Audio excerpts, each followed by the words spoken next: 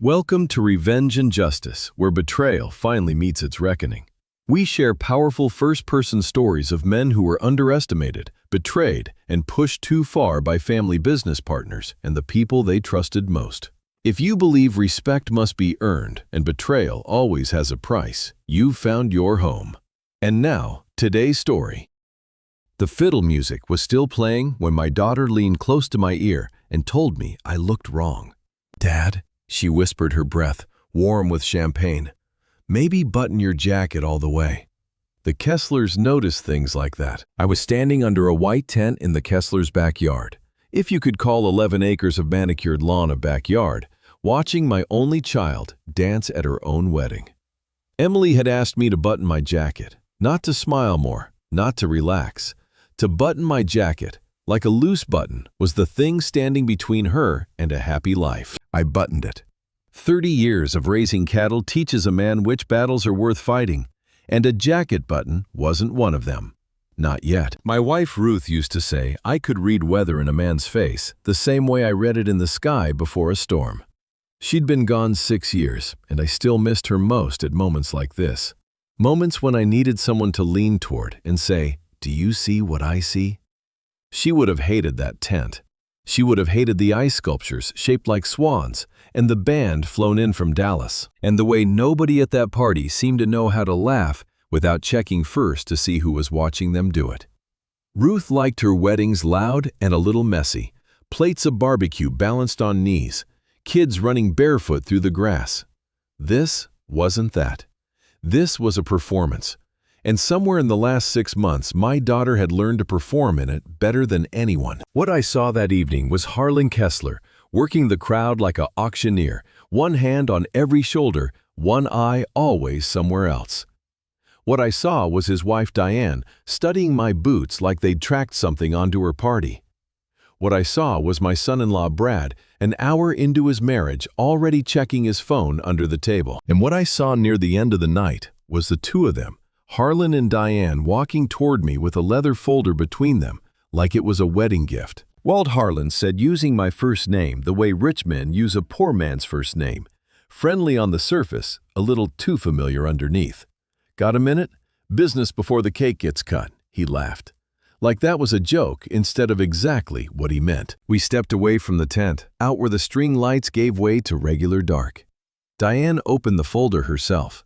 "Emily mentioned you're getting up there in years, Walt," she said. "Living alone out on that ranch. We just want everybody protected. It's a simple form. Power of attorney, just in case anything happens.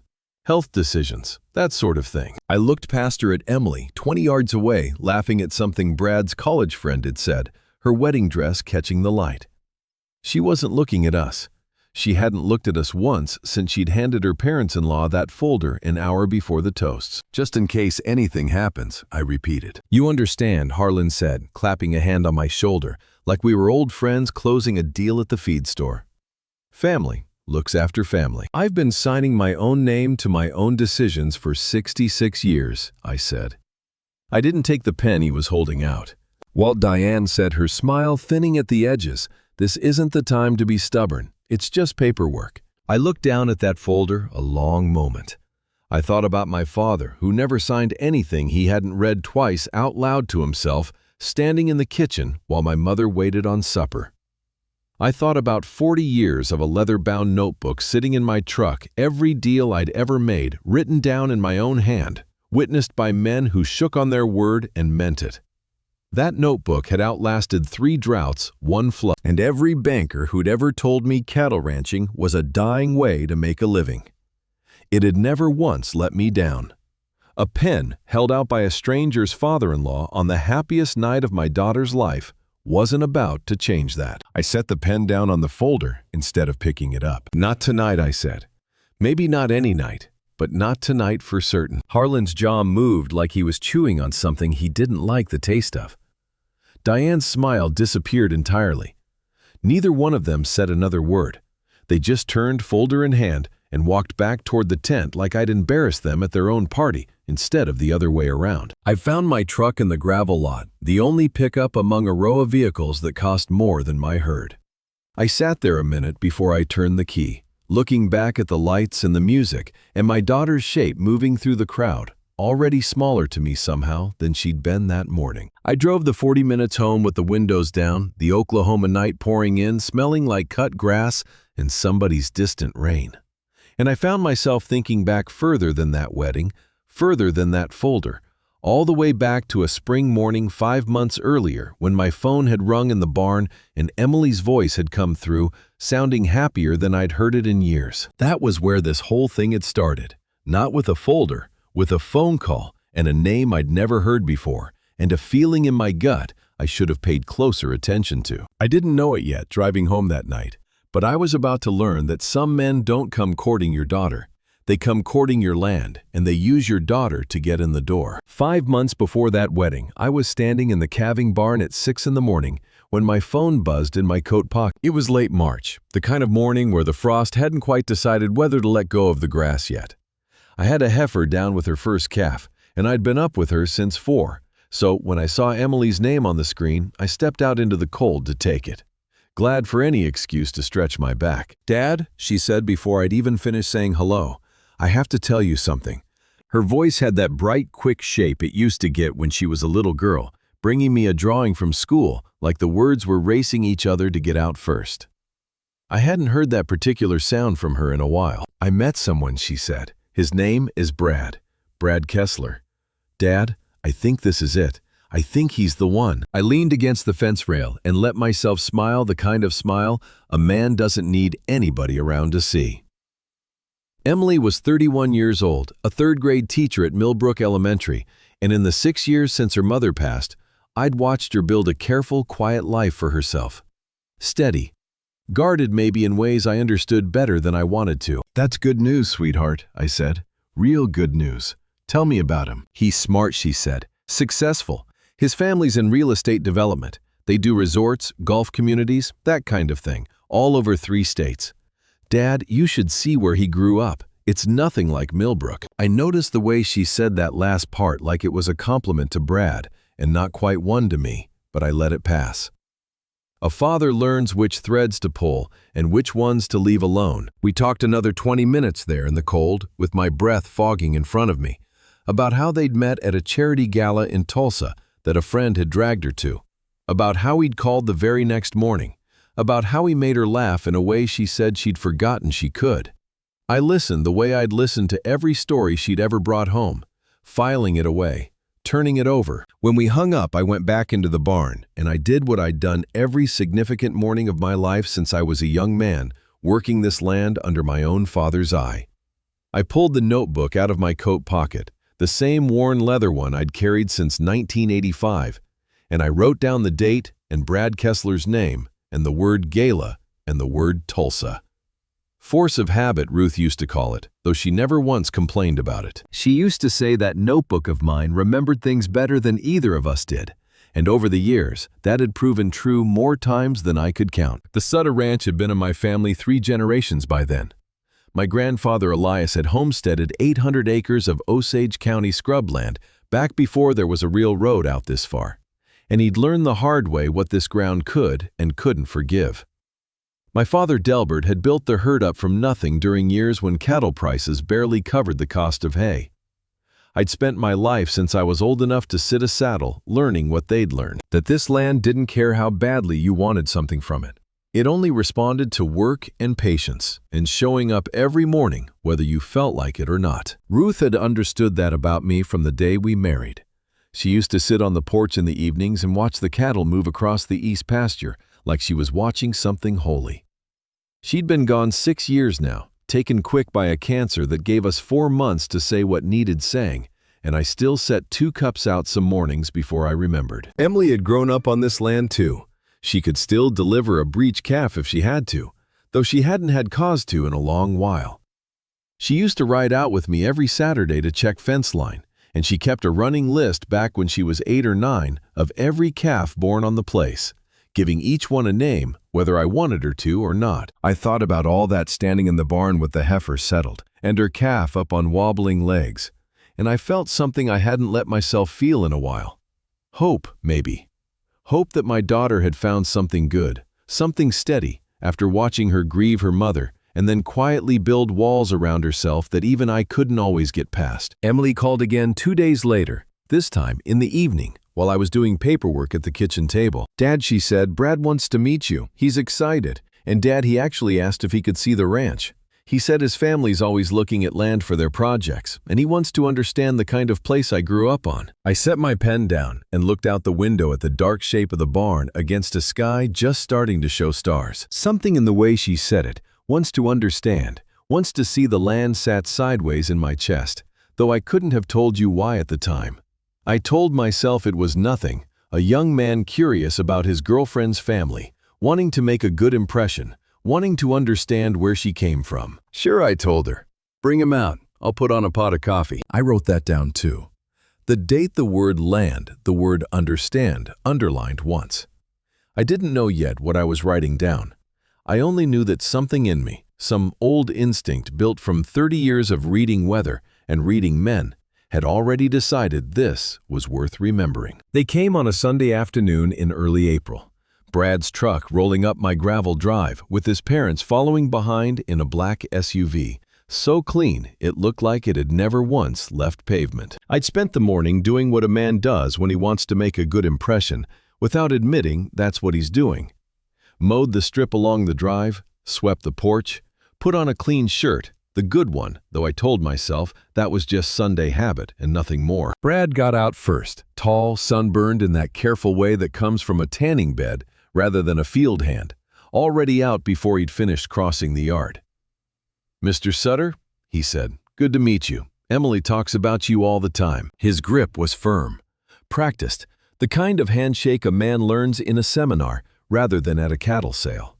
"Leonard's fine," I told him, "though everybody just calls me Walt." Behind him came Harlan Kessler, built like a man who'd spent money making sure he still looked strong at 58, and his wife Diane, blonde hair set just so, taking in my porch, my truck, my 100-year-old barn, with the kind of quick cataloging glance I'd later learned to recognize a mile off. "What a place," Harlan said, shaking my hand with a grip a shade harder than it needed to be.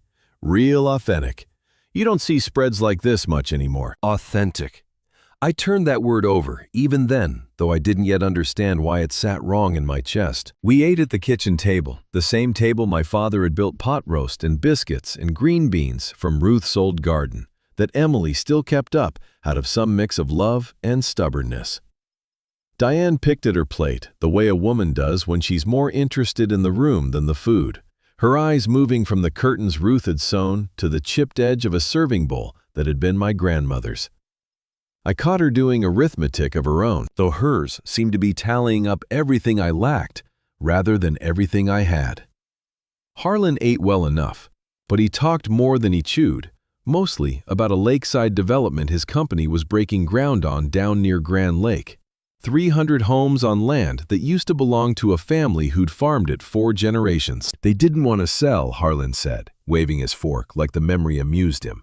Held out for 2 years. But everybody's got a number, Walt. Everybody's got a number where holding on quits making sense and selling starts. I said nothing to that. Emily laughed at something Brad murmured beside her, a small, nervous laugh I didn't much recognize. "How many acres you running here?" Walt Harlan asked, somewhere between the roast and the pie. 800, near enough, I told him. Cattle mostly, some hay ground along the creek. 800 acres, he repeated, like he was doing arithmetic behind his eyes. "And this whole spread's clear, no liens, no easements, tangled up in it. Just curious," he added when I looked at him. "Habit of the trade. I always want to understand a piece of land top to bottom." It struck me as an odd thing to want to understand about a man's supper table conversation, but I'd grown up believing you gave a guest the benefit of the doubt at least through dessert. "Clear as a bell," I told him. "Been in my family since 1931. Remarkable, Diane said, in a voice that made the word sound smaller than it should have. Just remarkable that people still hold on to things that long. After the pie, Brad and Emily went out to see the horses, the two of them walking close together toward the barn, while the evening light came in low and gold across the pasture. That left me alone at the table with Harlan and Diane a moment. The kind of silence that isn't really silence at all. Just two people deciding what to say next. Harlan's gaze drifted past me to the wall by the hallway door, where I'd hung a framed plat map of the ranch years ago, the kind any county surveyor could pull for a man who asked. 800 acres, laid out in careful lines. The creek marked the east pasture, the old homestead corner where my grandfather had first driven a stake into Osage County ground. He didn't say anything about it right away. He just looked at it longer than a man looks at a map he isn't interested in, his eyes tracing the boundary lines like he was already walking them in his mind, already dividing something up that had never once been his to divide. Diane noticed me noticing him look. She smiled quick and practiced and reached for her coffee. "He loves maps," she said. "Occupational hazard. He can tell you the acreage of a property just by driving past it," she added, like it was a party trick instead of a warning. I smiled back, the kind of smile that doesn't mean much of anything, and told myself it was nothing. A businessman's curiosity, nothing more. But that evening, after their SUV had pulled back out onto the county road and Emily had hugged me goodbye with Brad's arm already around her waist, I stood a long while in front of that map myself, coffee going cold in my hand. I found myself studying the same lines Harlan had studied, wondering for the first time what exactly a man like that saw when he looked at 800 acres that weren't his. I told myself I was being foolish, an old man reading trouble into a Sunday dinner. I wrote it in the notebook anyway. April. The visit. The map. The word, remarkable. Some habits a man keeps even when he can't say exactly why. A week after that dinner, I rode the fence line along the east pasture the way I did most Tuesday mornings, checking for downed wire and loose posts before the summer grass came in thick enough to hide trouble. It was a job I could do half asleep. By then, 30 years of the same route worn into muscle memory. My horse Duke picking his way along ground he knew better than I did some days. The morning was cool, that particular Oklahoma cool that never lasts past 9. Meadowlarks calling from the fence posts, the creek running full from spring rain. Somewhere off to the west, a hawk was working the thermals over the hay meadow, and for a while I let myself just ride. Not thinking about Kesslers or maps or anything at all.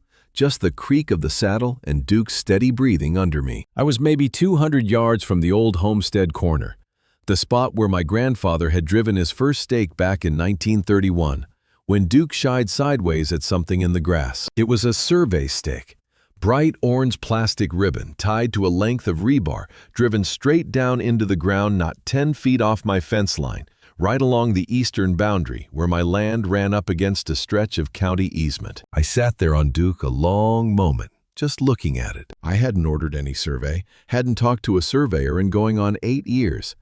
Not since I'd needed to settle a small dispute with a neighbor over a shared water line. This stake was new.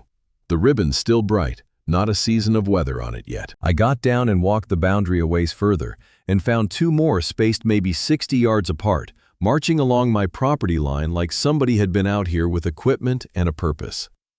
Whoever it was hadn't asked my permission, hadn't left a card, a note, anything, hadn't even had the courtesy to knock on my door and say they'd be out walking my land with instruments and orange ribbon. I pulled one of the stakes and turned it over in my hand. There was a small stamp near the base, faint but readable if you held it right in the light. A survey company out of Tulsa. Not one I recognized. Not one I'd ever hired. I got back on Duke and rode home slower than I'd ridden out, turning it over the whole way. By the time I got back to the house, I had the notebook out before I'd even taken my boots off, writing down the date, the location, the company name off that stamp, sketching a rough line where I'd found each stake. I called Emily that evening. "Hey, Dad," she said, sounding a little rushed, like I'd caught her in the middle of something. "I found survey stakes out along the east fence today," I told her. "Fresh ones. You know anything about that?" There was a pause on the line, just half a beat too long to be nothing. "Survey stakes," she repeated. "I don't, no. Maybe the county's doing something with the road easement out there. They do that sometimes, don't they?" "Maybe," I said. Though I'd lived on this land my whole life and never once seen the county survey a private boundary line without so much as a letter first. "Dad," she said, before I could say anything else, "I've got papers to grade tonight. Can we talk tomorrow? I love you." She hung up before I could answer. I stood there in the kitchen with the phone still in my hand, listening to the dial tone, feeling something settle low and cold in my stomach, that had nothing to do with supper. I thought about Harlan at that table 3 weeks earlier, asking about liens and easements like a man conducting due diligence rather than making conversation. I thought about the way his eyes had traced that plat map on my wall, slow and careful, like he was already walking off lot lines in his head. A stranger doesn't order a survey on land he has no interest in.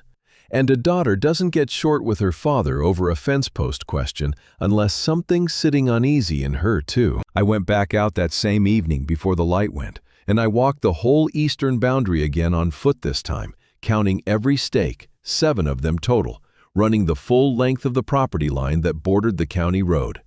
The same stretch that would connect, I realized, with a slow, sinking clarity, straight to the new highway bypass the state had been talking about building for the better part of 2 years. I stood there at the last stake as the sun dropped behind the tree line, and for the first time since Emily had called me from the barn back in March with that bright, happy voice of hers, I let myself think a thought I hadn't wanted to think. This might not be about Emily at all. I walked home in the near dark, and that night I did something I hadn't done in years.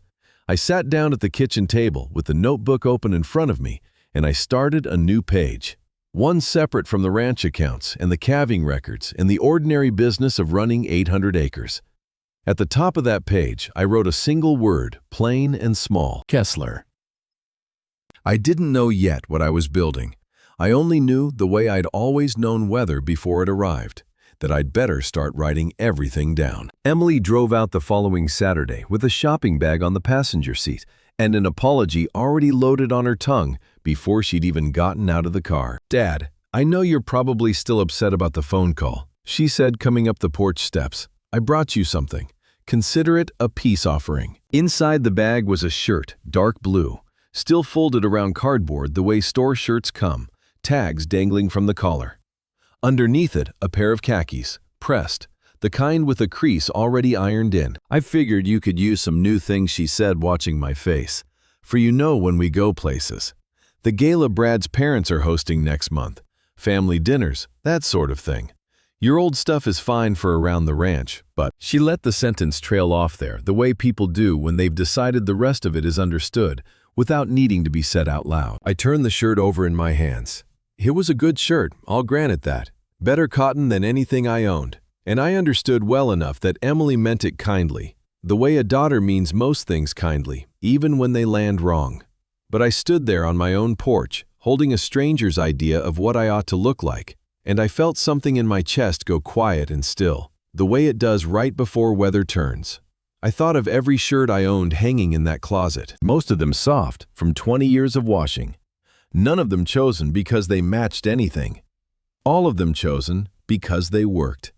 Because a man could bend and lift and sweat in them, and they'd still be there the next morning, ready to work again. "Thank you, sweetheart," I said, because that was the true thing to say, whatever else was sitting underneath it. We sat out on the porch a while after that, the way we used to most Saturdays, before Brad Kessler's name had ever come up in a phone call.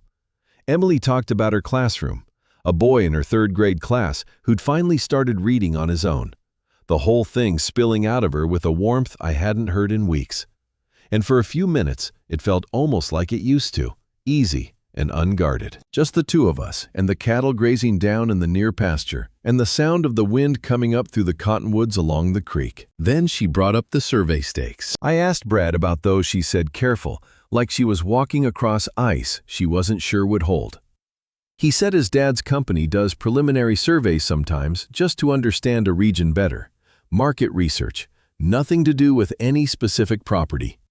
He said it's probably not even connected to us at all. Could be for something else entirely down that road. Market research, I repeated. That's what he said, she said, a little too quickly. I let it sit there a moment. "Emily," I said, "I've lived on this land 66 years. Nobody drives 7 survey stakes into a stretch of fence line for market research they're not planning to act on." "Dad, please," she said, her voice tightening, the way it did now whenever this subject came up. "Can we not do this today? I came out here to see you, not to argue about property lines." I didn't push it further. A man learns raising cattle and raising a daughter both, that you don't force a stubborn animal through a gate. You open the gate wide and wait for it to walk through on its own time. Before she left, She stood at the bottom of the porch steps with her keys already in hand, and she brought up one more thing. The thing I understood later was the real reason she'd driven all the way out with that shopping bag. "Dad, there's someone Brad's family knows. A family advisor sort of helps families like ours, well, like theirs, work through things smoothly. Estate planning, that kind of thing. Harlan thought it might be good for you to talk to him, just to have a conversation, nothing binding." "A family advisor," I said. "His name's Preston Vance. He's got an office in town, actually real convenient. Would you just meet with him? For me?" I looked at my daughter standing in the gravel drive, 29 years old, still wearing her mother's wedding ring on a chain around her neck, the way she'd worn it every day since we'd buried Ruth. And I understood that whatever was coming toward me, it was going to keep coming through her, whether she meant it to or not. She had always been the gentlest of the two of us, quicker to smooth things over than to stand her ground. And I wondered, not for the first time, whether that gentleness was about to be used against her the same way it was being used against me. "All right," I told her. "I'll meet with him. Once." She hugged me then, quick and relieved, and got in her car, and I stood on the porch watching her taillights disappear down the county road, same as I'd watched them disappear a dozen times since March. Except this time, I went back inside and wrote the name down before I'd even shut the door. Preston Vance, family advisor. Convenient office in town. I didn't yet know what kind of man wrote his own convenience into a sentence about a stranger's finances, but I intended to find out. Preston Vance's office sat above the hardware store on Main Street in Millbrook, a narrow wooden staircase leading up to a door with his name stenciled in gold letters that looked freshly painted, like the whole operation hadn't been there more than a season or two. I climbed those stairs on a Thursday morning in late April, wearing my own clothes, not the ones Emily had brought me. And I found a small waiting room with 2 chairs, a water cooler, and a young receptionist who smiled at me like she'd been told exactly who I was before I ever walked in. "Mr. Sutter," she said, "Mr. Vance is expecting you." Vance himself came out to greet me personally, a trim man in his 40s with the kind of handshake that's been practiced in a mirror. Gray suit, no tie. The studied, casual look of a man who wants you to think he's just like you while making sure you notice he isn't. "Walt," he said like we were already old friends, "come on back." His office was small but expensively furnished. Leather chairs, a glass desk with nothing on it but a legal pad and a fountain pen, and a framed diploma on the wall from a college I'd never heard of, positioned just where a visitor's eye would land first. He gestured me into a seat and settled behind the desk with an easy, patient smile. "I appreciate you making the time," he said. "I know how it can feel getting a call like this from your daughter's in-laws. But I promise you my only interest here is making sure everybody in this family situation is protected. Nothing gets decided today. This is just a conversation." "All right," I said. "I'm listening." He talked a good while before he said anything of substance. The way men like that do, easing a listener along with agreeable small talk about the ranch, about Millbrook, about how much he admired families who'd held on to land for generations.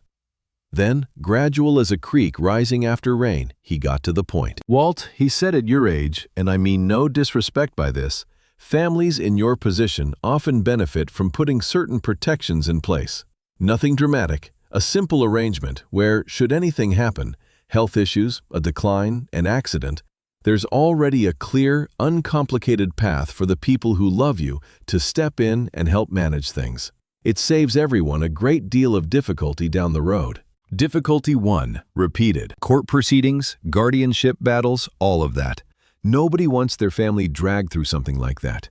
It's so much kinder, so much more dignified to handle it now, while you're sharp and capable on your own terms. I sat with that a moment, watching him watch me, that patient salesman's face, waiting to see how the offer landed. "What exactly would this arrangement involve?" I asked. "Oh, nothing today," he said quickly, holding both hands up like I'd accused him of something. "Today's just about understanding your situation. Down the road, if you decided it made sense, we might discuss something like a durable power of attorney, maybe a living trust arrangement, structured in a way that gives your daughter and her husband's family the ability to help you manage the property efficiently. Protects everyone, keeps things in the family." "Keeps things in the family," I said slowly. "Whose family, exactly?" He smiled at that like I'd made a joke instead of asked a real question. "Yours, of course, Walt. Emily's. That's the whole point. I looked at that legal pad on his desk, empty, except for a single line he'd jotted at the top before I'd even sat down. Sutter, 800 acres, Osage County. Nothing else written yet, but the fact he'd already had that much prepared told me plenty about how many conversations like this one he'd had before I ever climbed those stairs. We talked another 20 minutes, him circling the same ground from different angles, me giving him nothing more than polite, non-committal answers. When I finally stood to leave, he walked me to the door with that same easy smile. "No rush at all, Walt," he said. "Think it over. I'm here whenever you're ready to talk further." I drove home with the windows down the same way I had that night after the wedding. Though this drive came 5 months before that one, back when I still had time to see what was coming and get ready for it. That evening, I sat at the kitchen table a long while before I opened the notebook. I thought about Ruth and what she would have made of a stranger in a gray suit talking about protection and dignity while doing arithmetic behind his eyes the whole time, same as Harlan had at my own supper table. I started writing that night in a way I hadn't before, not just names and dates in the margins, but full accounts, word for word, as best I could recall them.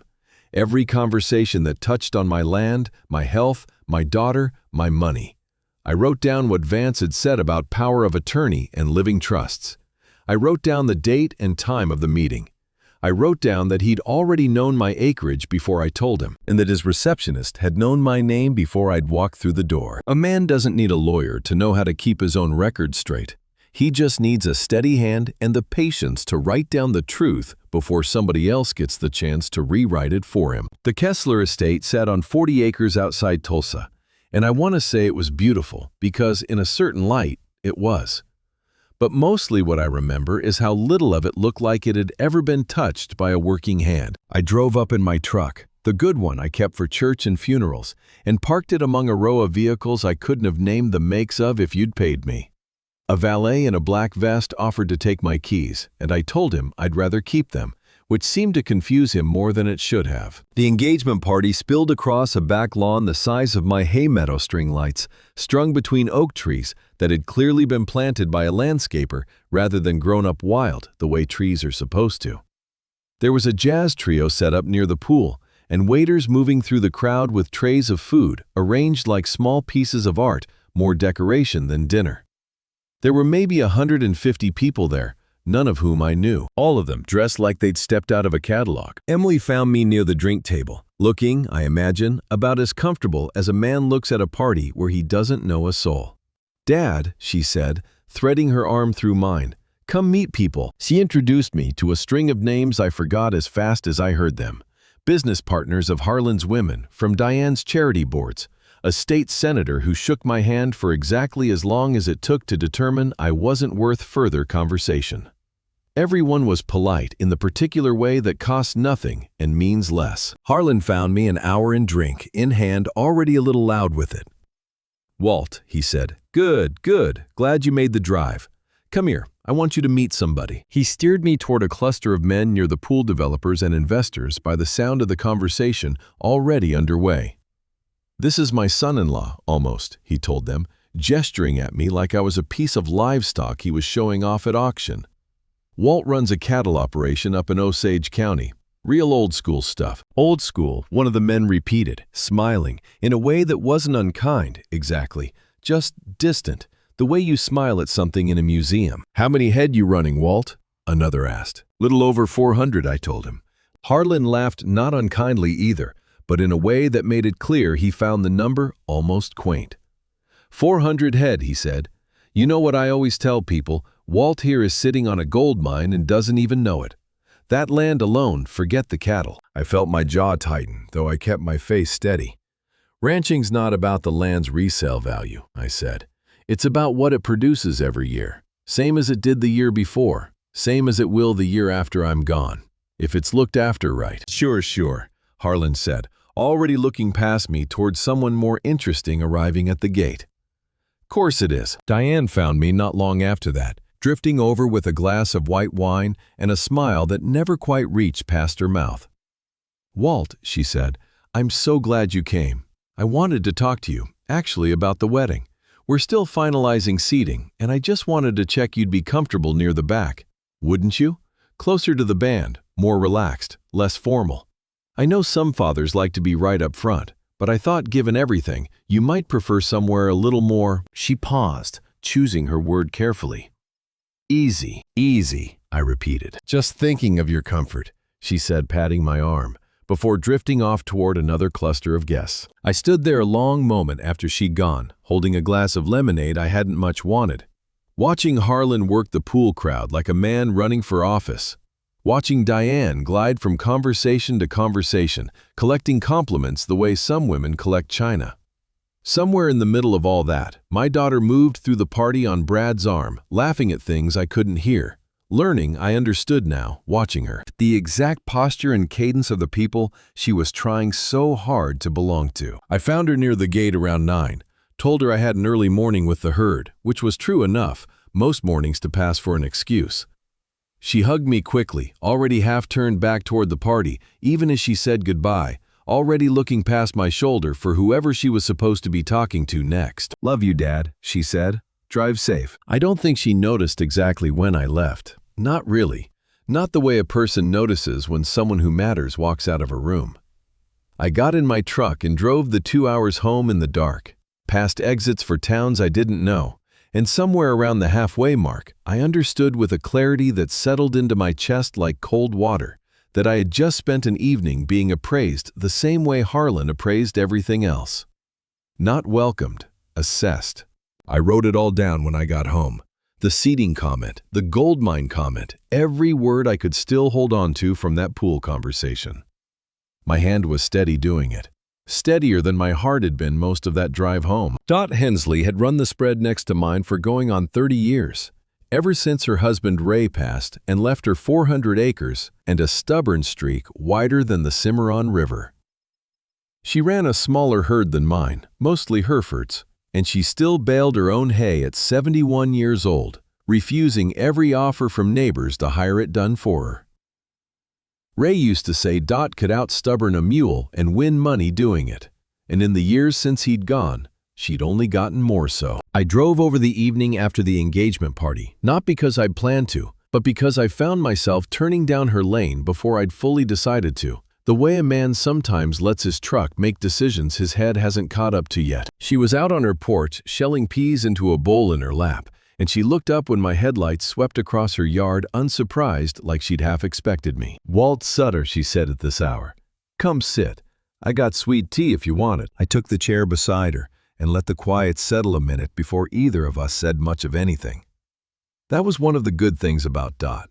She didn't need a man to fill silence just because it was there. "Rough night," she said finally.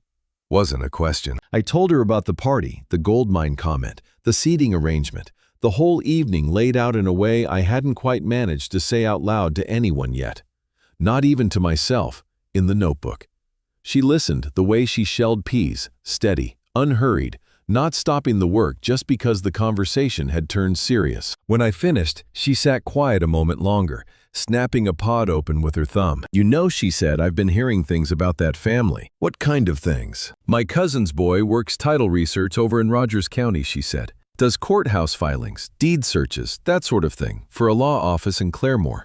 Couple months back, he mentioned a name in passing. Kessler said it stuck with him because of some old business a few years back. A family lost a chunk of land out that way, sold it cheap, sudden-like, right around the time one of their kids got married into some family with money. He didn't say more than that, and I didn't think much of it at the time. Wasn't my business, but it stuck with me the way things do when they're true and you don't want them to be." I sat with that a long moment, the peas snapping steady beside me, crickets starting up in the grass.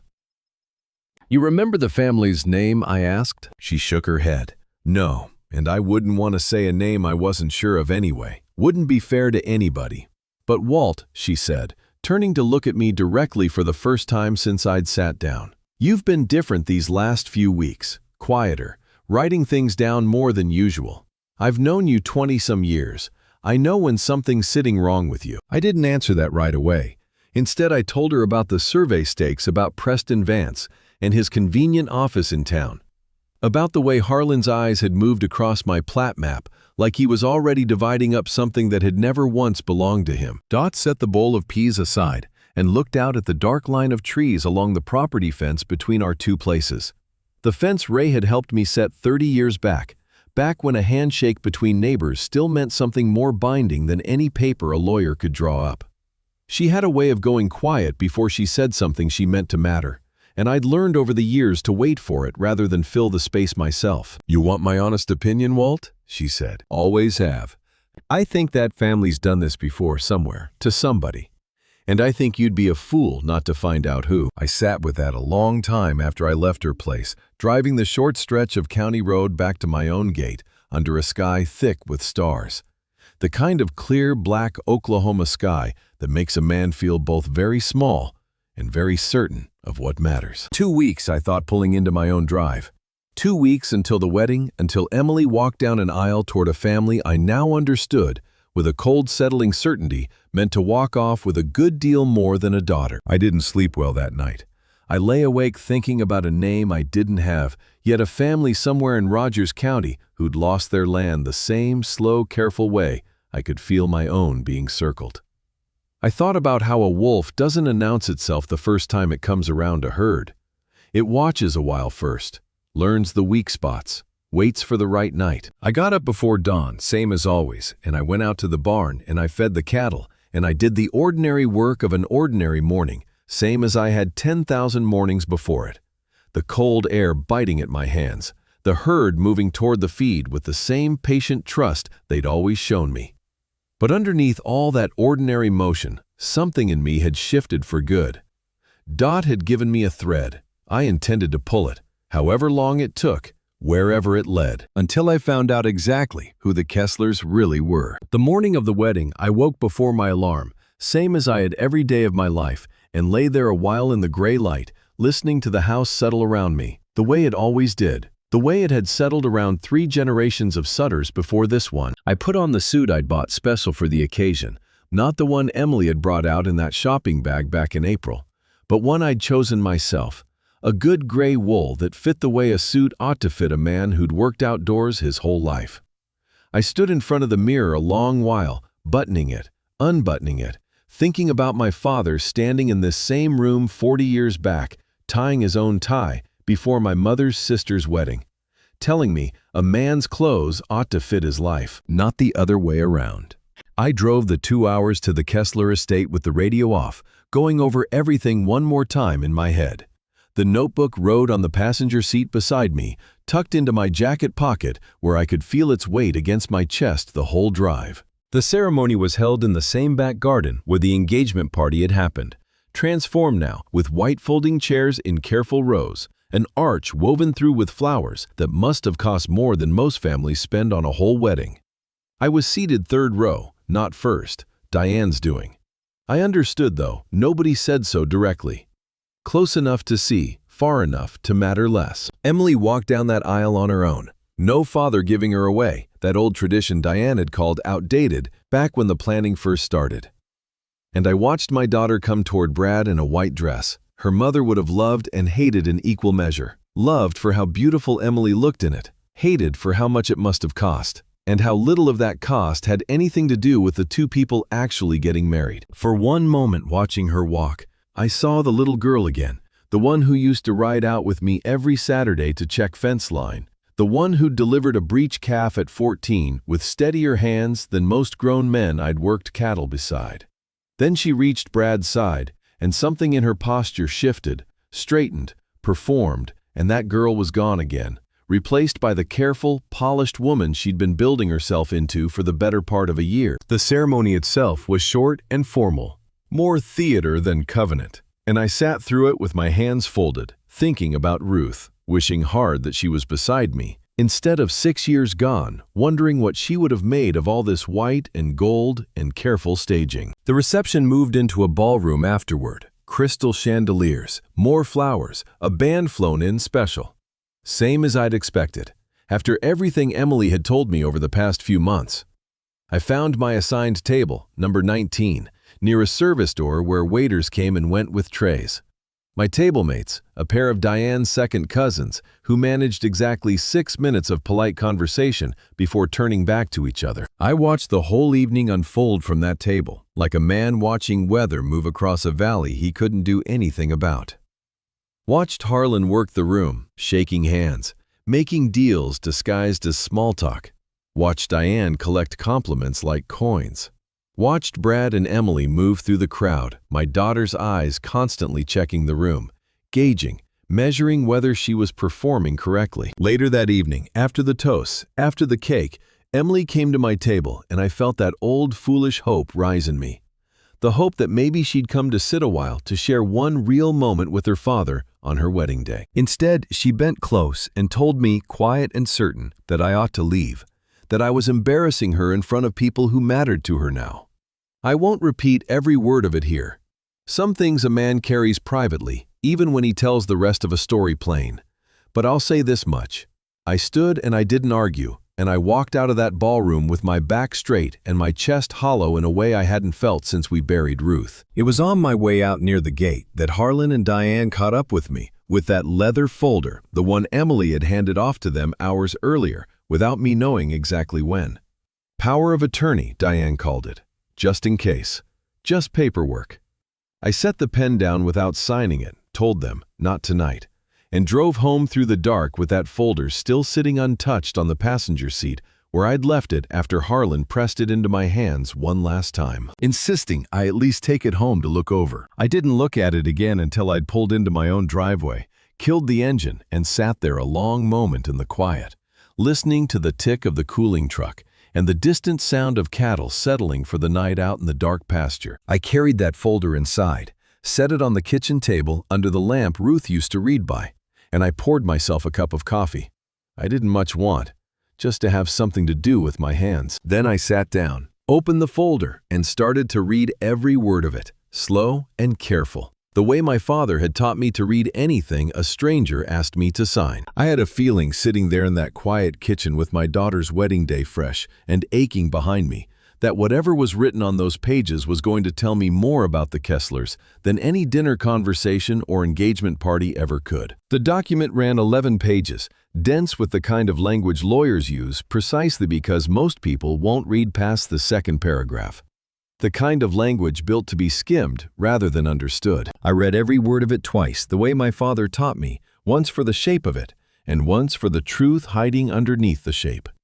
It took me the better part of an hour sitting there under Ruth's old reading lamp, with my wedding suit jacket still on my tie loosened, a cup of coffee gone cold at my elbow, the house so quiet I could hear the refrigerator humming in the next room. It called itself a general durable power of attorney.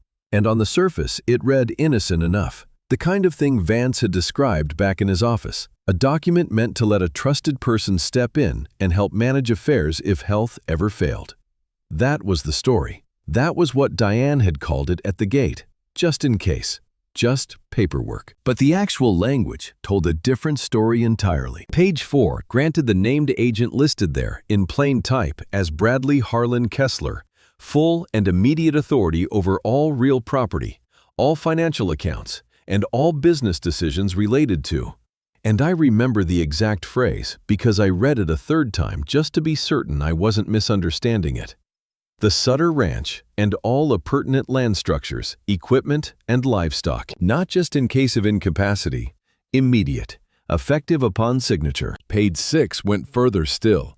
It included a clause granting the agent authority to sell, lease, subdivide, or otherwise transfer any portion of the described property without requiring further consent or notification from the principal, meaning me, so long as the agent determined such action to be, and again, I read this phrase 3 times, in the principal's best financial interest. I sat back in my chair and let that settle over me the way a bad diagnosis settles over a man, slow and cold and undeniable once it finally lands.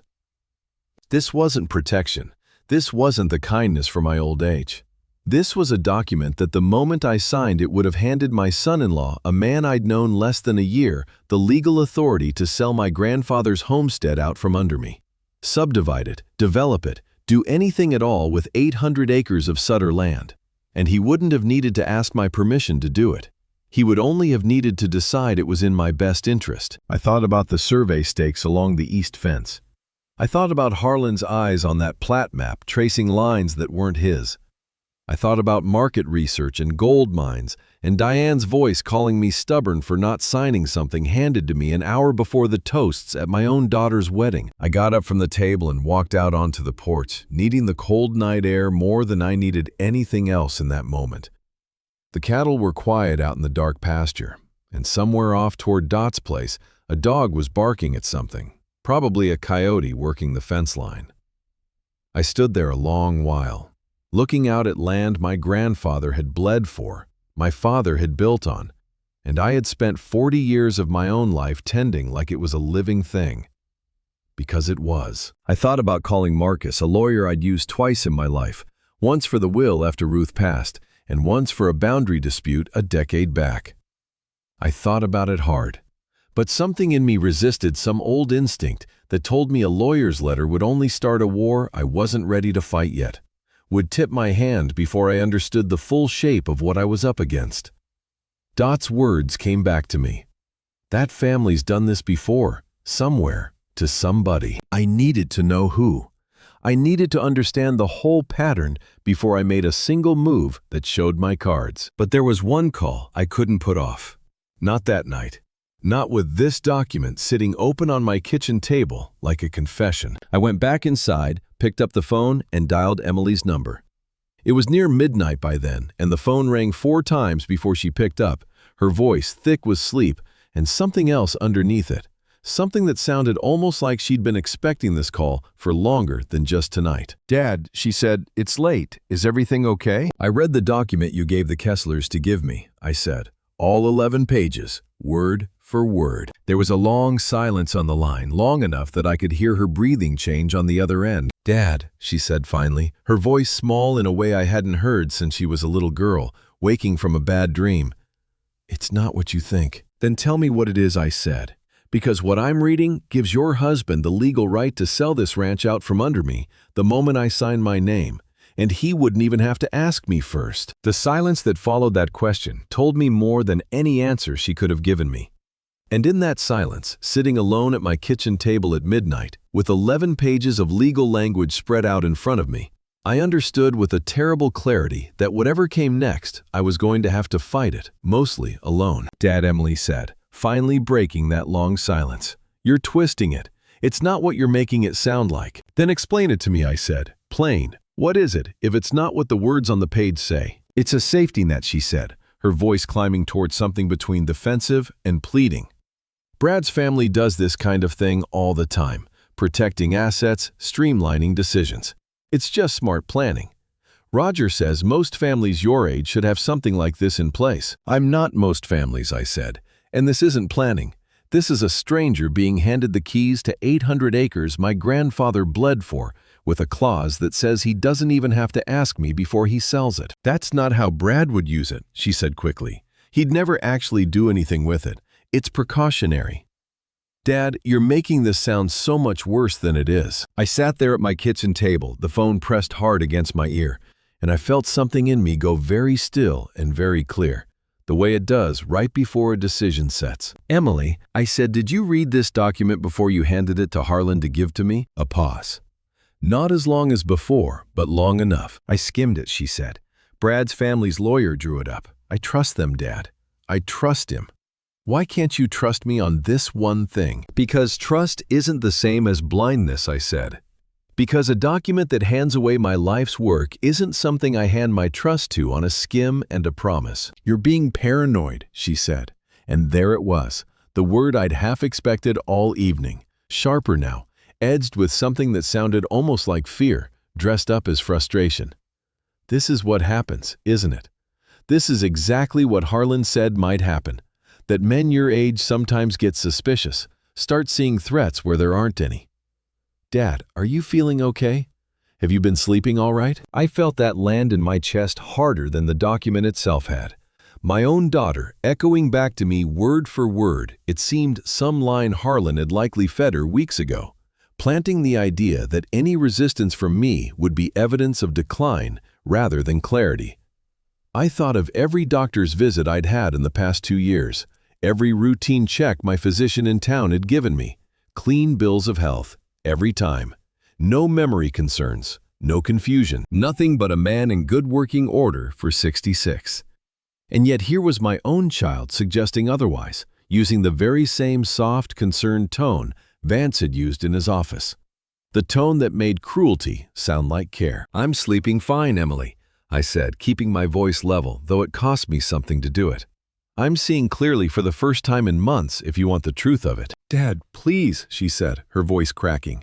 "Now, this is my wedding night. Can we not do this tonight of all nights? You didn't think about that I said when you handed your husband's parents a document giving away my land an hour before your toasts." Silence again, longer this time, and when she spoke next, her voice had gone quiet and cold in a way I'd never heard from her before. Not once in 29 years. "I need to go," she said. "We'll talk when things have calmed down. I'm not signing anything tonight. I'm not doing anything tonight. We'll just let it settle, okay? Let it settle and we'll talk later when you're not so worked up." "Emily," I started to say. "Good night, Dad," she said, and the line went dead before I could get another word out. I sat there in the kitchen a long while after that, the dial tone humming faint in my ear, until I finally set the phone back in its cradle. The clock on the wall read 12:41. Somewhere outside, an owl called from the tree line, that low, patient sound that had kept me company on hard nights since before Ruth passed, since before any of this. I thought about what Emily had said about seeing threats where there weren't any, about whether I was sleeping all right, and I understood with a clarity that felt almost peaceful in its coldness exactly what I was looking at. Not a daughter who'd made an honest mistake. A daughter who'd been prepared carefully and deliberately to view any resistance from her own father as a symptom rather than a warning. That was Harlan's doing. That was Vance's doing, likely, and Diane's, all of them. Working slow and patient on my daughter, the same way water works on stone, wearing away her judgment a little at a time, until she couldn't tell the difference anymore between protecting her father and helping to rob him. I pulled the notebook toward me and wrote down everything I could remember of that call, word for word, as close as memory would allow. The time, the date, every phrase that had come out of her mouth, sounding borrowed rather than her own. Paranoid, suspicious. "Are you feeling okay?"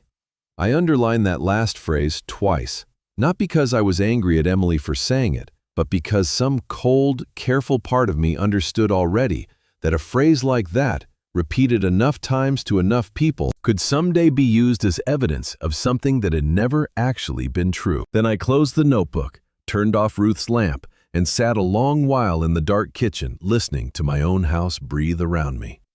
Understanding that whatever came next, I would need every ounce of the patience 30 years of ranching had ever taught me. The silence lasted 11 days, and during those 11 days, I started noticing things I might have missed if I hadn't already learned to pay closer attention. I went about my work, same as always, feeding the herd, mending fence, watching the calves put on weight in the warming spring pastures. But underneath the ordinary rhythm of it, I found myself watching everything a little too closely, listening for the things people weren't quite saying. The first was small. Gene Pruitt, who'd bought hay from me every summer for going on 15 years, called to say he'd found another supplier this season. "Nothing personal, Walt," he said, voice a little too quick, a little too eager to get off the phone, just trying something different. I didn't push him on it, but I wrote it down anyway. The date, his name, the word different, underlined. The second came from the co-op in town, where I'd bought feed and supplies since before Emily was born. The manager, a younger fellow named Curtis, who'd taken over from his father a few years back, seemed unusually careful with me on my next visit, watching me count out change like he was checking my arithmetic. "You doing all right, Walt?" he asked in a tone that had no business being applied to a simple feed purchase. "Fine as ever," I told him. "Why do you ask?" No reason, he said, too quick, the same way Gene had been too quick. Just, checking in. I understood, standing there in that co-op with a sack of feed on my shoulder. That word had started moving through Millbrook the way water moves through low ground. Quiet and low and finding every crack. I didn't yet know exactly what was being said, but I understood the shape of it well enough. Something about me. Something about my judgment. I called Dot that evening and asked her straight out if she'd heard anything. She was quiet a moment on the line before she answered. "Walt," she said, "I didn't want to be the one to tell you this, but yes, there's talk going around that you've been acting strange lately, forgetful, confused, that maybe the ranch is getting to be too much for you to manage alone. I heard it secondhand from Marge at the church, who heard it from somebody in Diane Kessler's book club of all things." Diane's book club, I repeated. That's what Marge said. Apparently Diane's been mentioning it here and there, real gentle and concerned, sounding the way people do when they want a rumor to travel without looking like they started it. I sat with that a long moment, feeling something cold and familiar settle into my chest. The same cold that had settled there the night I'd read that document under Ruth's lamp. "They're doing it on purpose," I said. "Building a story before they need it." "That's how it looks to me too," Dot said. "And Walt, I'll tell you something else. My cousin's boy, the title researcher, he asked around a little more after our talk. Said there's definitely a case out in Rogers County. A family that lost their land a few years back. Couldn't find the family's name yet. Records from a private settlement don't always show up clean. But he confirmed enough to say it wasn't just idle talk." I thanked her and hung up, and I sat a long while at my kitchen table that night, the notebook open in front of me, filling with names. Now, Jean Pruitt Curtis at the co-op, Marge from church, Diane's book club, each one a small thread in a pattern that was starting slowly to show its full shape. I understood something else too, sitting there that night. If I waited passively, if I simply defended myself piece by piece as each new rumor or document or pressure came at me, I would lose. A man reacting is always a step behind. My father used to say the same thing about drought and disease both, that you couldn't outweight trouble on your heels. You had to get ahead of it. Had to understand its whole shape before it understood yours. I thought about the family in Rogers County. I thought about the survey stakes, the power of attorney, the rumors now moving quiet through my own community. I thought about 40 years of a notebook that had never once let me down, and about a lifetime of neighbors who'd shaken my hand on deals worth more than any contract could measure. I wasn't going to wait for the Kesslers to finish building whatever case they were building. I was going to start building my own. I got up early the next morning, earlier than usual, even for me, and instead of heading straight to the barn, I sat down at the kitchen table with a fresh legal pad and started making a list. Every neighbor who'd known me 30 years or more, every deal I'd shaken hands on that somebody else could still remember and vouch for. Every piece of evidence, however small, that could someday stand between my land and the people trying to take it. The war, if that's what this was becoming, wasn't going to be fought with lawyers or courtrooms. I didn't believe in that kind of fighting. Not for something this personal, this rooted in land and trust and 30 years of a man's own two hands. I believed in something older and slower, and I hoped considerably harder to knock down. I believed in the truth written down plain, and in the people who'd stand behind me when it mattered. I spent the better part of the next 2 weeks doing something I hadn't done in years, going back through 40 years of notebooks stacked in an old cedar chest at the foot of my bed. Each one worn soft at the corners, each one a record of a life lived mostly outdoors and mostly on my word. There were 11 of them altogether, dating back to 1985, the year I'd taken over full management of the ranch from my father. I laid them out across the kitchen table in order oldest to newest, and I started reading through decades of my own handwriting, watching it change from a young man's careful print to the looser, more confident hand I wrote in now. Some pages had coffee rings on them. Some had a pressed wildflower Ruth must have tucked in without my noticing. And turning through them felt less like research and more like walking back through my own life, one season at a time. Most of what filled those pages was ordinary ranch business. Calving records, weather patterns I'd learned to track after a bad drought year taught me the value of remembering. Prices paid and prices received. But scattered through all of it were the other kind of entries, the ones that mattered most to me now. Records of agreements made with a handshake and nothing more. Water rights shared with the Hensley place. A boundary understanding worked out with Old Man Tally before he sold his spread to the Pruitts. An arrangement with 3 different neighbors over grazing lease terms that had held steady, unwritten and unbroken for going on 20 years. Every one of those agreements had a name attached, a date, and in most cases, a living person who could still stand up and say, yes, that's how it happened. That's what was agreed. I was there. I started making calls. Dot was the first easiest, already halfway invested in what was coming. She agreed without hesitation to put in writing in her own hand everything she remembered about our water rights arrangement from 11 years back, the year her well had run low during a bad summer, and I'd let her draw from my creek line without asking a dime for it. Same as I knew she'd have done for me. I called Old Man Tally next, 83 now and living with his daughter in Bartlesville, and he remembered our boundary agreement clear as day. Laughed on the phone about how we'd settled it, standing in the rain with nothing but a shovel and 2 stubborn opinions. No surveyor, no lawyer. Just 2 men who trusted each other's word enough to make it stick for good. I drove out to see Frank Delgado, who leased grazing rights on 40 acres of my western pasture, and sat with him at his own kitchen table while he wrote out in careful block letters the full history of our arrangement. Dates, terms, every renewal we'd ever shaken hands on. By the end of those 2 weeks, I had 8 separate written statements, each one signed, each one dated, each one a small brick in a wall I was building. Though I still couldn't have told you exactly what shape that wall would need to take before this was over. It was at the sale barn on a Thursday, watching a run of yearlings come through the ring, that I ran into a man named Hollis Draper, a cattle buyer, who worked 3 counties and had bought stock off half the ranchers in the region at one time or another. "Walt Sutter," he said, clapping me on the shoulder. "Heard you've had some trouble with your daughter's new in-laws." "Word travels," I said. "It does," he agreed, settling onto the rail beside me. "And Walt, I'll tell you, it's not the first time I've heard that name come up in a way that made my stomach turn. You know, the Reyes family, out past Claremore." "I don't believe I do."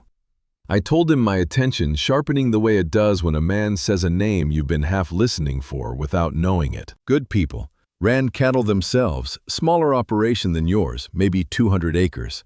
Their boy married into some family from Tulsa a few years back. Real similar setup to what you're describing. Within a year, that family had lost most of their land, sold it off cheap.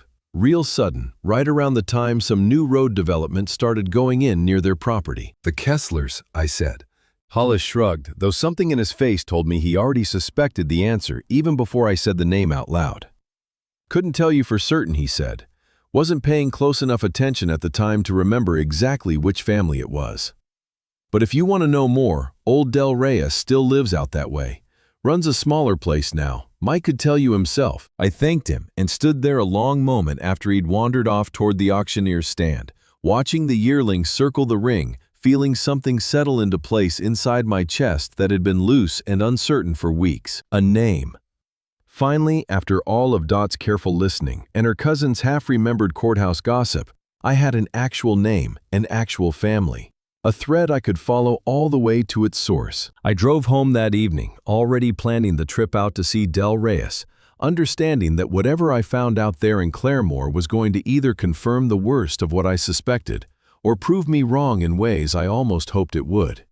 But sitting there with the truck windows down and the evening light falling gold across the pastures, I already knew somewhere, deep and certain, which of those 2 outcomes I was actually going to find. Del Reyes lived on a modest spread outside Claremore, maybe 60 acres, now a fraction of what Hollis had told me he'd once run.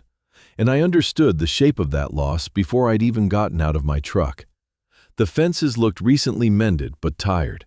The barn, smaller and newer than the weathered foundation stones scattered near it, suggested the original one had been. Like a man had rebuilt his life at a smaller scale after losing the larger one. He came out to meet me on the porch, a man about my own age, weathered the same way ranching weathers a man. Though something in his eyes carried a heaviness I recognized, because I'd started carrying a version of it myself these past weeks. "Walt Sutter," he said once I'd introduced myself. "Hollis called ahead, said you might come by. Said you're having some trouble with the Kesslers." "That's right," I told him. "And I'm sorry to intrude on you like this, but I need to ask you some hard questions if you're willing." He looked at me a long moment, then nodded toward 2 chairs on his porch. "Come sit," he said. "I figured this day might come eventually, somebody else finally seeing what we saw." We sat, and he told me the whole of it, slow and careful, the way a man tells a story he's had to live with a long while. His daughter Marisol had married a young man named Trevor 5 years back. A young man whose family, it turned out, worked in real estate development out of Tulsa. His father's name was Harlan Kessler, Dell said, watching my face carefully as he said it, like he needed to see whether the name landed the way he expected it to. Same man, I take it, from the look on your face. Same man, I said, feeling something cold and confirming settle over me. He came around our place much the same way you're describing, admiring the land, asking about acreage, mentioning offhand how much a piece of ground like ours might be worth to the right buyer. Within 8 months of the wedding, Dell told me documents had appeared. A power of attorney dressed up as protection for Dell's aging mother-in-law, who'd lived with them at the time. Rumors had started moving through their community, quiet whispers, about confusion, about memory lapses. Nobody in the family had ever actually witnessed. Old business partners had grown distant. A bank had gotten strangely cautious about renewing a line of credit Dell had held clean for 15 years. We didn't understand what was happening until it was mostly done, Dell said. We didn't have anybody to warn us. By the time we realized the pattern, they'd already convinced my wife's mother to sign over her portion of the land. And with her share gone, keeping the rest together stopped making financial sense. We sold off 200 acres just to keep from losing everything. Trevor's family bought the majority of it themselves through some development company at about half what it was worth. And your daughter, I asked, Marisol. Dell's face tightened. Divorced 2 years later, he said. Trevor's family didn't need her anymore once the land deal was done. She lives in Tulsa now, works as a nurse, doesn't talk much about that time in her life.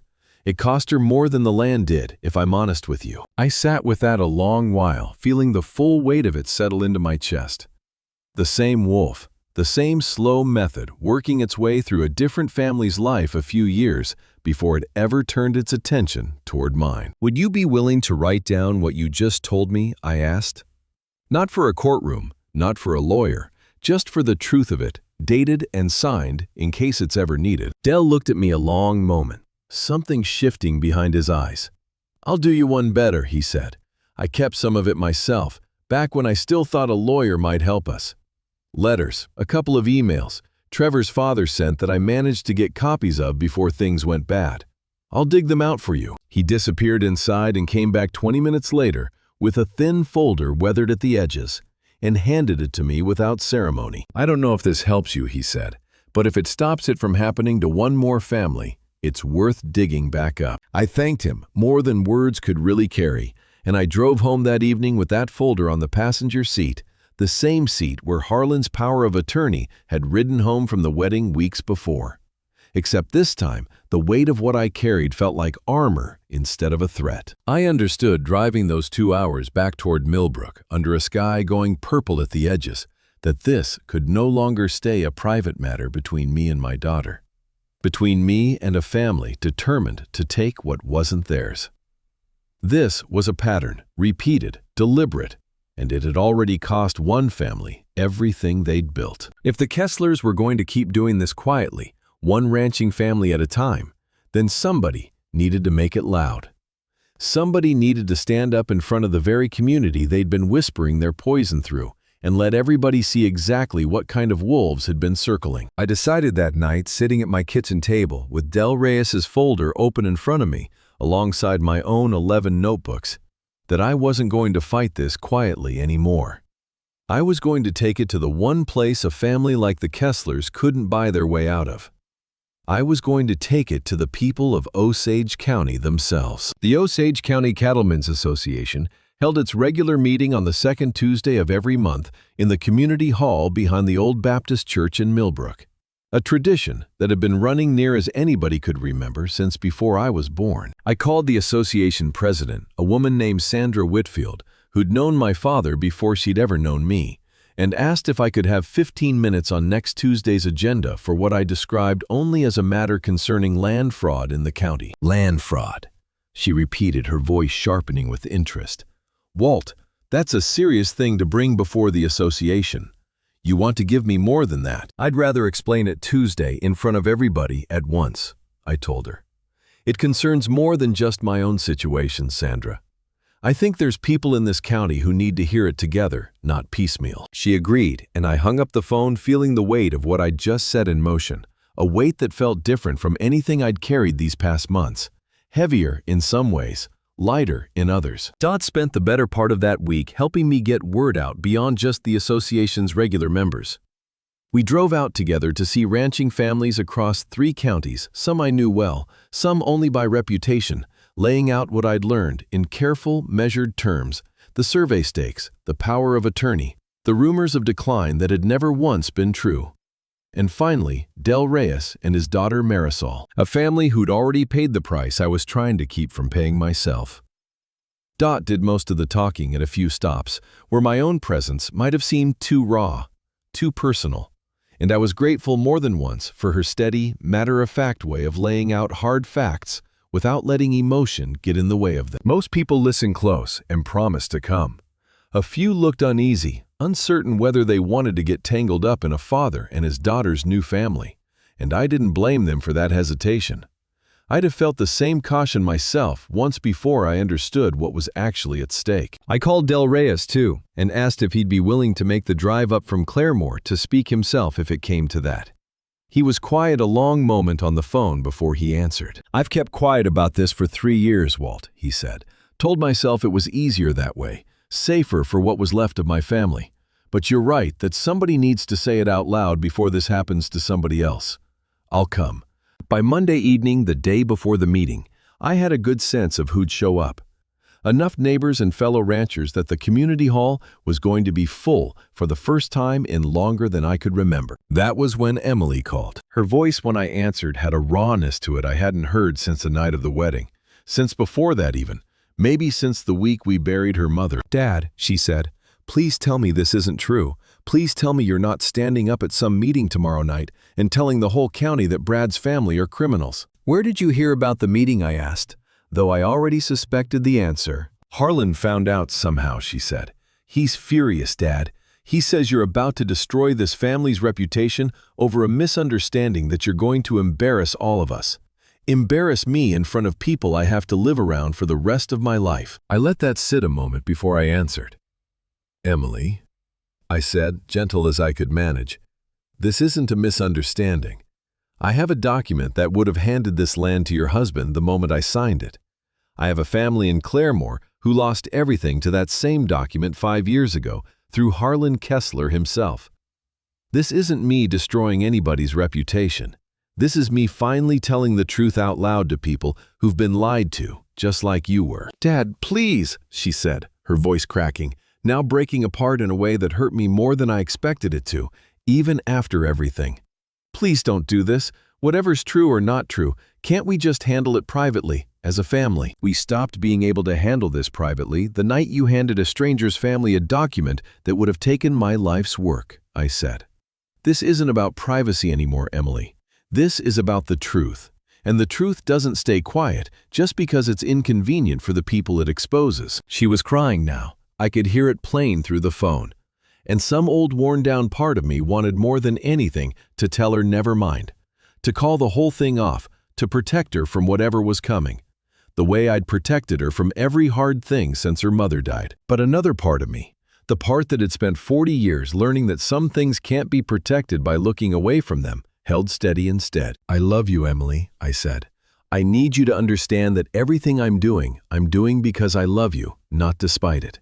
Tomorrow night, I'm going to tell the truth.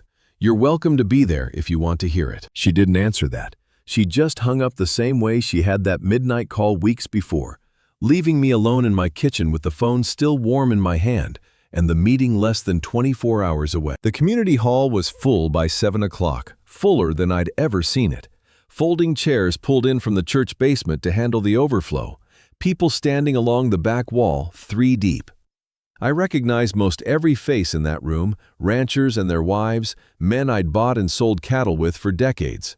Women who'd brought casseroles to Ruth's funeral 6 years back and never once stopped checking in on me since.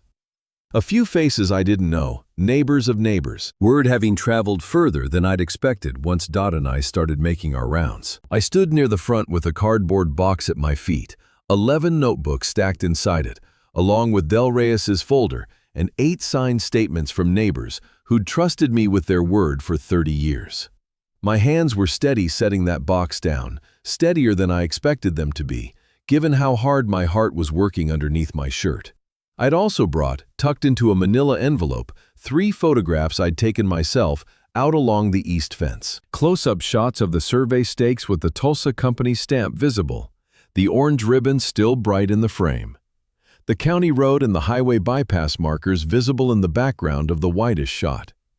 Small things, but the kind of small things that make a story impossible to argue with once people can see it plain in front of them. Sandra Whitfield called the meeting to order, and after the ordinary business of grain prices and fence law updates, a discussion about the county's new water rights ordinance that dragged on longer than anybody in the room had patience for, she finally turned the floor over to me. Most of you know me. I started my voice carrying out into that packed room louder than I expected it to. Some of you knew my father before me, and his father before him. 800 acres, 3 generations, never once changed hands outside the family, never once needed a lawyer to settle a dispute between me and a neighbor. I could see faces nodding along the rows, people who'd shaken my hand on deals that had held for decades, people who understood the same way I did, that a handshake in this county still meant something. A stack of legal paper couldn't always match. I'm standing here tonight, I said, because that land is being threatened.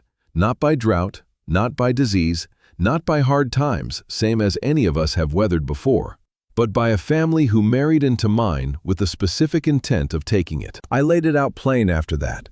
The survey stakes along my east fence holding up the photographs so the front rows could see them clear before passing them hand to hand back through the crowd. The power of attorney disguised as protection. The rumors of confusion and decline that Diane Kessler had planted quiet and careful through this very community. I held up the document itself, read the exact language from page 4 and page 6. Watched the room go still and cold, the way a room does when people understand all at once that they're hearing something true and something dangerous both. I passed the 11 notebooks around too, not for anybody to read cover to cover right there in the hall, but so people could see the weight of them, the years of them, 40 years of dated entries in my own steady hand. Water rights and boundary agreements and calving records sitting alongside now, careful transcriptions of every conversation that had touched my land since March. Old Man Tally's grandson, sitting 3 rows back, leaned over to his neighbor and said loud enough for me to hear, "That's the kind of record-keeping the old man always did. My granddad used to say, Walt Sutter never forgot a promise in his life." I want to be clear about something I told them before I go any further. I'm not here because I'm angry at my daughter. Emily was lied to, same as the rest of us were nearly lied to, told a story about protection and family that turned out to be neither. I'm here because a family with money and polish figured this county's ranchers were too trusting, too old-fashioned, too slow to notice what was happening to us until it was already done. I'm here to prove them wrong about that. A murmur of agreement moved through the crowd, and somewhere near the middle of the room, I heard someone say, not quiet enough to miss, "That's exactly what they figured about my uncle," before a neighbor shushed them so I could keep going. Then I called Dot up. She walked to the front with a steadiness that had carried her through 30 years of running her own place alone since Ray passed, and she told the room about the rumors she'd traced back to Diane's book club about her cousin's boy who'd first mentioned a name in passing that had turned out to matter more than any of us understood at the time. She talked about the water rights arrangement she and I had shared for 11 years without a single document between us, held together by nothing but 2 people's word. And she asked the room plain and direct whether any of them would have wanted a stranger's lawyer stepping in to interpret an agreement like that, after the fact, deciding what it was worth and who deserved to keep us. That's the world these people want to bring into this county, Dot said.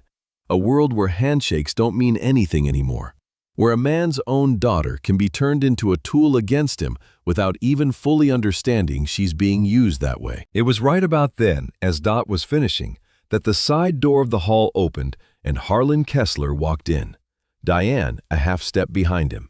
Both of them dressed like they'd come straight from some function neither of them had bothered to change out of before driving out here to Millbrook. The room went quiet, in a different way than it had before, tense and watchful chairs creaking as people turned to look.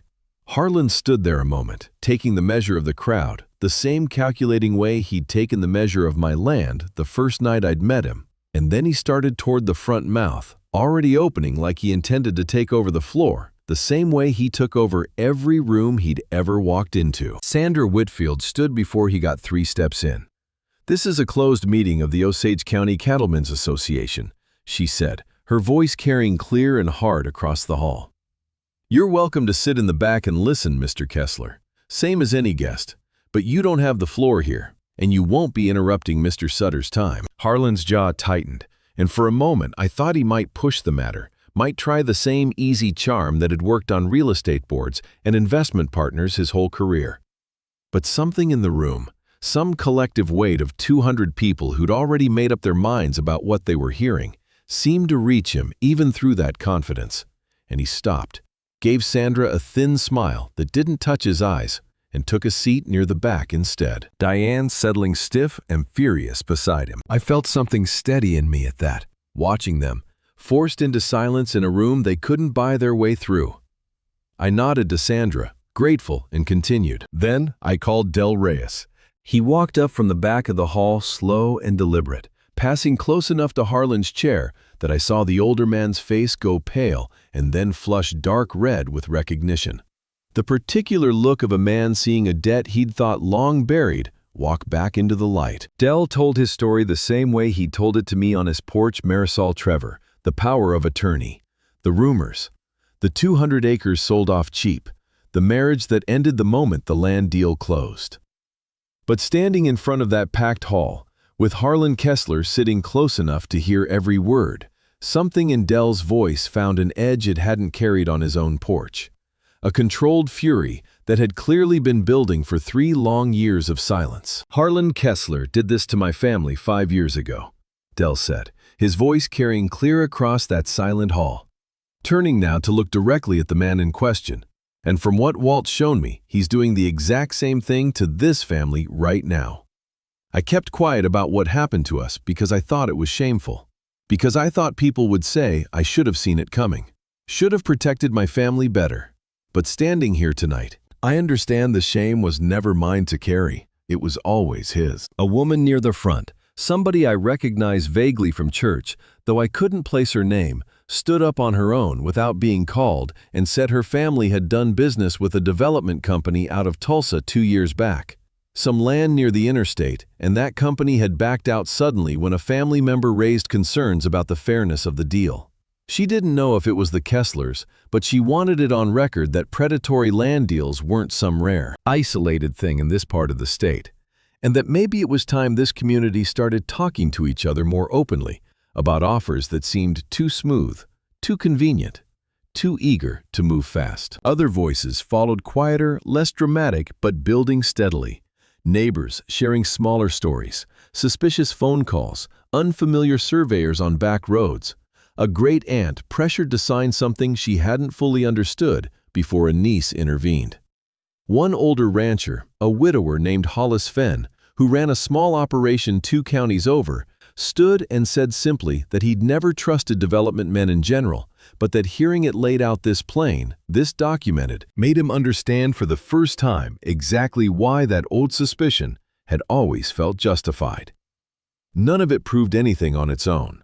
But together, standing in that hall, it painted a picture of a pattern larger than any one family's grief, and I watched the room's understanding shift and deepen with every voice that added to it. Watched neighbors who'd walked in that evening as separate private households leave an hour later, understanding themselves as something more like a single body, with a single shared interest in protecting what belonged to all of them. That was when I saw Emily. She was standing near the back door, half in shadow, still in the coat she must have thrown on in a hurry. And I understood she'd come despite everything, despite Harlan's fury, despite her own fear of what this room might think of her. Once they understood how close she'd come to helping it happen. She must have arrived sometime during Del's testimony, slipping in quiet, and I wondered how much of it she'd already heard. Standing there in the dark at the back of the hall, I watched her face as the other neighbors spoke, watched something break open in her, piece by piece, the same way ice breaks on a pond in early spring. Slow at first, and then all at once. She wasn't looking at the speakers anymore. She was looking at me, and at the 11 notebooks in that cardboard box, and at 8 neighbors standing in that room who'd trusted my word enough to sign their names beside mine. And I imagine, at her own husband's parents, sitting stone-faced and increasingly exposed near the back wall, not 20 feet from where she stood. When the last neighbor sat back down, I read the room the final piece of evidence I had. An email Dell had kept from Trevor's father, Harlan Kessler himself, discussing timeline and property transfer in language that left no room for anybody's doubt about what this family's true intentions had ever been. I read it slow, letting every calculated word land in that quiet room, watching Harlan's face grow tighter and grayer with each sentence, watching Diane's hand come up to grip his arm like she was trying to hold him in his seat by force of will alone. A murmur moved through the hall, low and furious, the sound of a community understanding together that something had been done to one of their own, and that it had very nearly been done again. Sandra stood up from her seat at the front table, her face hard with something I hadn't seen from her before. On behalf of this association, she said, I want it on record that we stand with Walt Sutter, and that this community does not welcome people who prey on our elders and our land. I'd suggest every rancher in this hall think twice before doing business with anyone connected to the Kessler name. And I'd suggest, Mr. Kessler, that you and your wife consider yourselves formally uninvited from this association going forward. The room broke into applause. Not loud, not celebratory exactly, but steady and certain, the sound of a community closing ranks around one of its own. I watched Harlan stand, his face a mask of controlled fury, and pull Diane toward the side door without a word to anyone. The two of them walking out past rows of neighbors who wouldn't meet their eyes, past Del Reyes standing straight-backed near the front, past me without ever once looking my direction. I looked back toward the door then, needing more than I expected to see my daughter's face in that moment. But Emily wasn't standing anymore. She had sunk down onto one of the folding chairs near the back wall, her hands covering her face, her shoulders shaking with a grief that looked, from where I stood, like it had been building for a great deal longer than just that one evening. A few neighbors near her had noticed, exchanging uncertain glances, unsure whether comfort or distance was the kinder thing to offer a woman whose own husband's family had just been publicly named as predators in front of the whole county. I made my way through the crowd toward her neighbors, reaching out to shake my hand and clap my shoulder along the way. Each brief exchange of gratitude and solidarity slowing my progress across that hall, even as every instinct in me wanted to reach my daughter faster. An older woman I barely knew caught my sleeve just long enough to tell me her own father had died alone on land his children had already sold out from under him before he passed, and that she wished somebody had stood up for him the way this county had just stood up for me. I thanked her, my throat tight, and kept moving. Dot fell into step beside me partway there, her hand steady on my arm, saying nothing, simply present, the way she'd been present for most every hard moment these past months. I knelt down in front of my daughter in that crowded hall, the same daughter who'd once ridden fence line beside me every Saturday morning. And I waited, patient as I'd ever waited for anything in my life, for her to lift her face and look at me. Around us, the hall was slowly emptying, neighbors gathering their coats and their chairs, voices low with the particular hush that follows something that has mattered. And somewhere behind me, I heard Sandra Whitfield thanking Del Reyes for his courage, heard the scrape of folding chairs being stacked against the wall, heard the ordinary sounds of a community putting itself back together after a night that had asked something real of every person in that room. Emily finally lowered her hands and her eyes when they met mine, held something I hadn't seen in them in a very long time, not since before Ruth passed. Maybe not since Emily herself was still small enough to believe her father could fix any hard thing simply by wanting to badly enough. "Dad," she whispered, "is it all true?" "All of it. Every word," I told her gently. "And Emily, none of this happened because I stopped loving you. It happened because I refused to stop loving this land either, and I wasn't willing to lose one to protect the other." Word moves fast in ranching country. Faster maybe than anywhere else, because a community built on land and livestock has always understood that a man's reputation is worth more than most anything else he owns. By the end of that week, the story had traveled well past Osage County, carried mouth to mouth through feed stores and sale barns and church parking lots across 3 counties, the way news always used to travel out here before anybody had a phone smart enough to do it faster. The Millbrook paper ran a short piece about the association meeting, careful and factual, quoting Sandra Whitfield's statement without embellishment, and that alone was enough to set the rest of it moving. Harlan Kessler's development company lost a contract within 10 days, a county commissioner in a neighboring district quietly pulling out of a partnership once word reached him about what had happened at that community hall. 2 more ranching families who'd been in early talks about land near the new highway bypass backed out entirely, unwilling now to do business with a name that had become almost overnight a byword for something ugly. I didn't take much satisfaction in watching it unfold, if I'm honest. There's a difference between protecting what's yours and taking pleasure in another man's ruin, and I tried hard to stay on the right side of that line. Though I won't pretend it was always easy. Brad left Emily 11 days after the meeting. She called to tell me herself, her voice flat and hollowed out in a way that worried me more than crying would have. He said I embarrassed the family, she told me. Said I should have controlled you better, kept you quiet, handled things the way a wife's supposed to handle things. Then he said the marriage wasn't working anyway, that we'd rushed into it, that maybe it was for the best if we called it now, before things got more complicated. I sat with that a long moment, feeling an old familiar ache settle into my chest, grief for my daughter, even as some other part of me understood coldly that Brad Kessler had just confirmed everything Del Reyes had told me about his brother Trevor 5 years before. Once the land deal collapsed, once Emily stopped being useful to whatever plan his family had built around her, he'd discarded her the same efficient, businesslike way his father discarded a development project that no longer penciled out. I didn't tell her I'd expected this. There are some truths a father learns to hold quiet, even when they'd be easy enough to say. She called again 3 days later in the evening than her usual calls, and this time her voice carried something different, something rawer and more honest than anything I'd heard from her in months. "Dad," she said, "can I tell you something I've never told you before?" "Always," I said. There was a long pause before she spoke again. "After Mom died, she said I felt like I was drowning, Dad. You were grieving too, and I understood that I did, but I felt so alone. And when Brad came along with his big, confident family and all their certainty about everything, it felt like a life raft. Like if I could just become part of that world, I wouldn't have to feel that lost, empty feeling anymore. I think that's why I let them convince me you were the problem. Because believing that was easier than sitting with how scared and alone I'd actually felt since we buried her." I closed my eyes, feeling the weight of 6 years settle over both of us at once.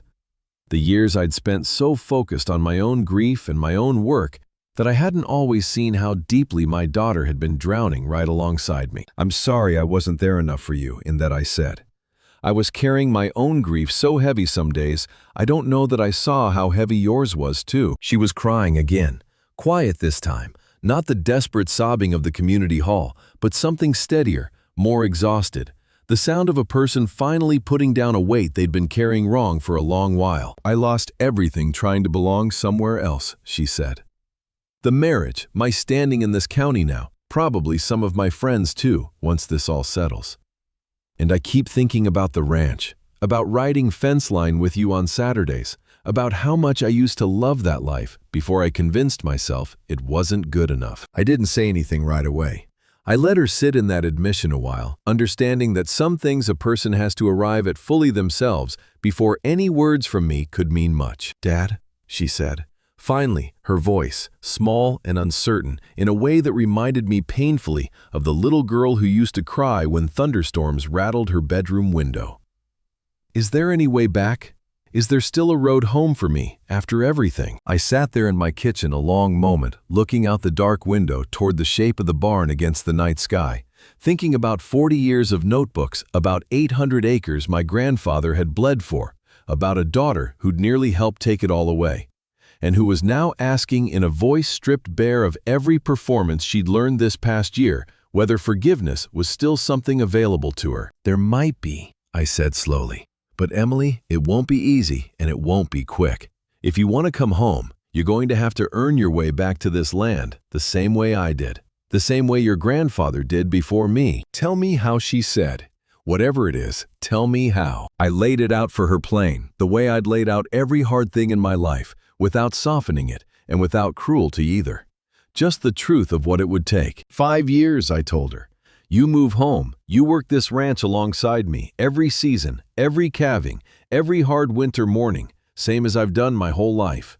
Not visiting, working, learning the whole of it, the accounts, the breeding decisions, the fence mending, all of it, the same way I learned it from my own father. 5 years, she repeated, and I could hear her doing the arithmetic on the other end of the line, weighing what that would cost her against what she'd already lost, trying to avoid exactly this kind of life. And after that, I said, if you've stayed the course, if you've actually come to love this land the way it deserves to be loved, rather than just enduring it to earn something at the end, then we'll talk about what comes next for the ranch, for you, for all of it.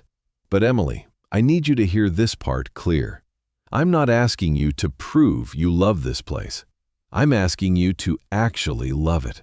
Those aren't the same thing, and I'll know the difference." She was quiet a long moment. "When do I start?" she asked finally. "Calving starts in 3 weeks, I told her. I could use the help." She moved home the following Saturday, a smaller collection of belongings than I expected.